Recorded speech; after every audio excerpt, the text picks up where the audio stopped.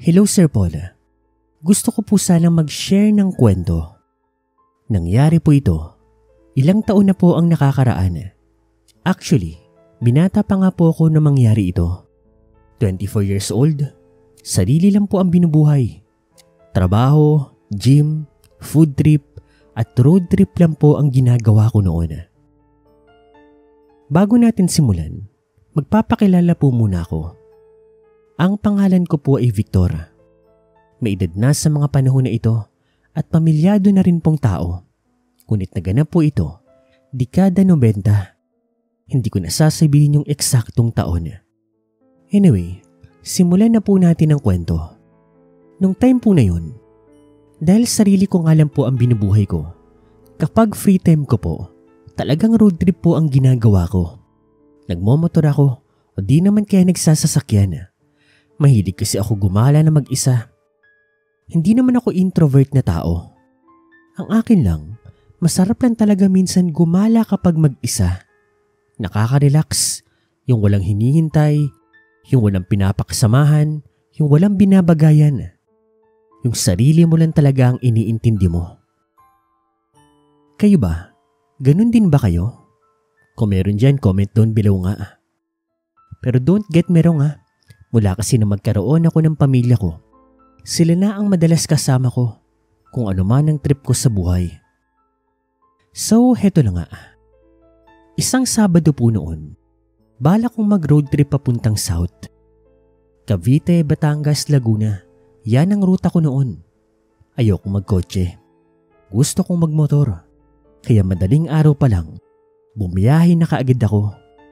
Maganda ang biyahe ko noon. Kondisyon ng motor ko.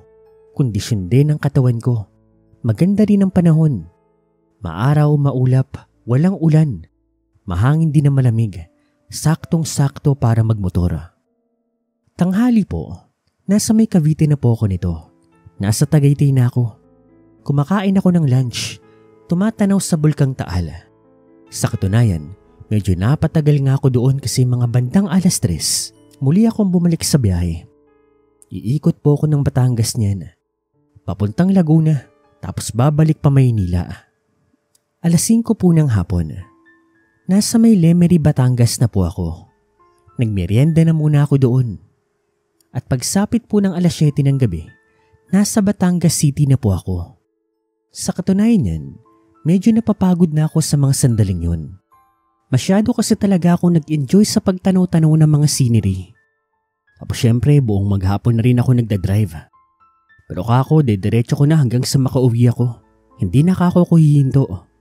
Ngunit, yon ang pinakamalaking pagkakamali ko. Siguro mga 8:00 na po ng gabi. Pauwi na po ako nito. Nasa may Batangas pa ako nito. Nang maramdaman ko na lang po na parabang ang bigat-bigat ng pakiramdam ko.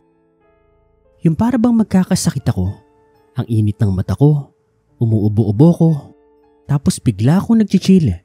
Hindi naman po umulan noon, tuyong-tuyo ang daan. Oo, malamig lang yung ihip ng hangin pero naka-jacket po ako. Kaya talaga nagtataka ako kung bakit ako biglang nilalamig at yung parang biglang magkakasakit.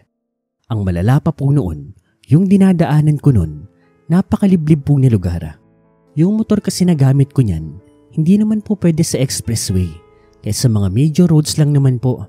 At ewan ko kung meron na bang nagmumotor niyan sa mga expressways. Basta yun na nga po. Yung dinadaanan ko po noon, puro puno po ang paligid. Tapos wala ka pang makikitang kabahayan.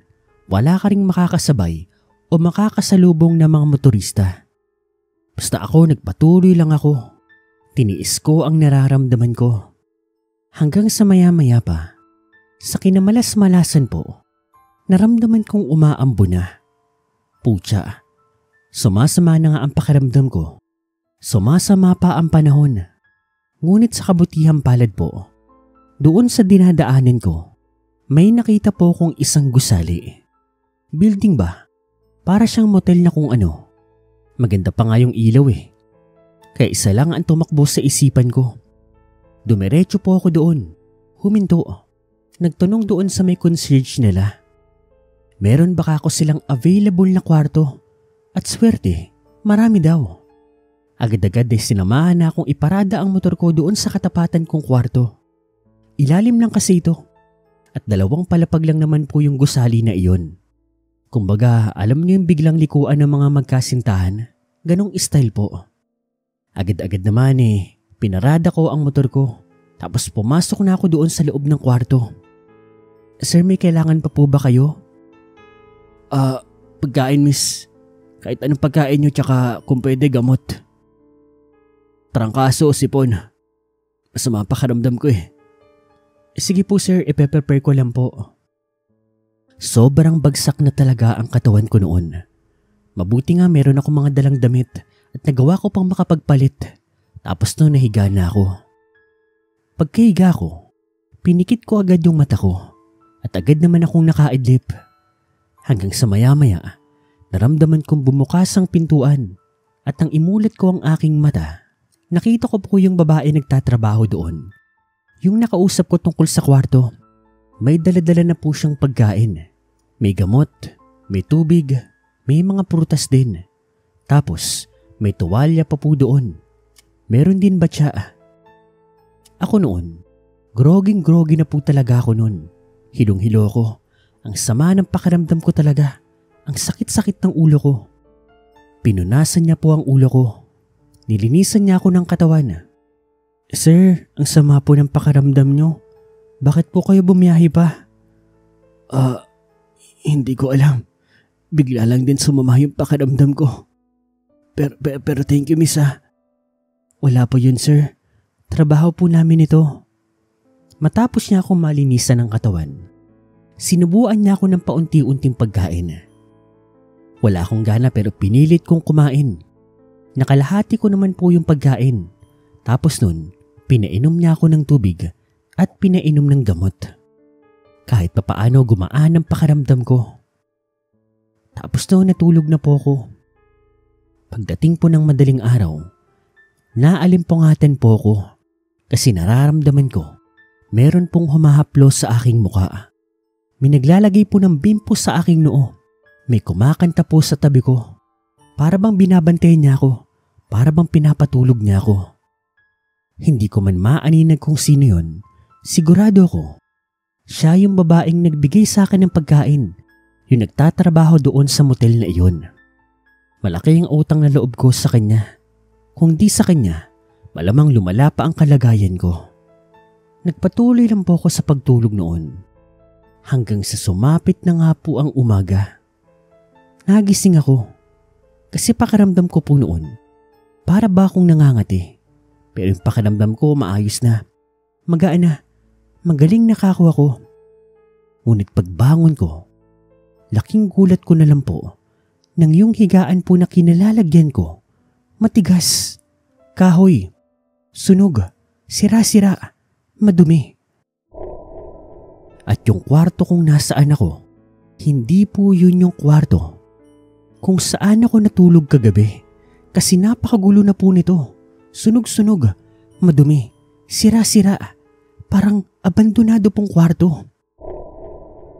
Sa sobrang pagkataranta ko nga, nagising talaga ang diwa ko. Tinignan ko ang sarili ko. Napakadumi ko. Kinuha ko naman yung gamit ko. Lumabas ako ng kwarto na iyon. Nakita ko naman yung motor kong nakaparada sa harap. Sinakyan ko ito. At pagtingin ko sa labas, doon sa gusali, laking gulat ko nang abandonado po ito. Tapos, sunog, sira-sira, walang mga tao, walang mga ilaw. Basta, gulo-gulo. Hindi ko maintindihan kung ano ang nangyayari noon.